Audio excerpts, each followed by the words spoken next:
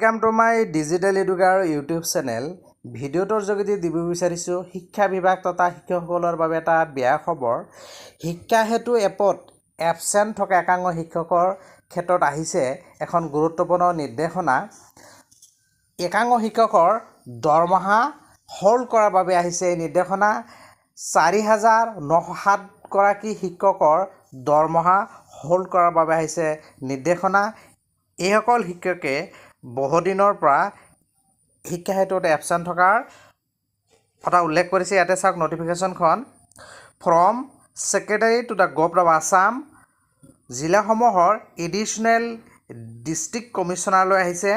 Subject এবসেন্ট teacher in শিক্ষা সেতু with reference to the subject cited above, I am directed to inform that the government in the Department of School Education has noticed that 4,907 teachers are found absent in Shiksha Setu since long time. বহুত দিনৰ পৰা absent থকা বুলি কৈছে। The district wise position in mention as below. So জিলা ভিত্তিক absentee শিক্ষকসকলৰ এই তালিকাটো প্ৰকাশ কৰিছে। ইয়াতে বাক্সা, বৰপেটা, বিশ্বনাথ সব ডিষ্ট্ৰিক্টৰে ইয়াতে নাম্বাৰসমূহ উল্লেখ কৰিছে। সো ইয়াতে চাওক টোটেল 4,907.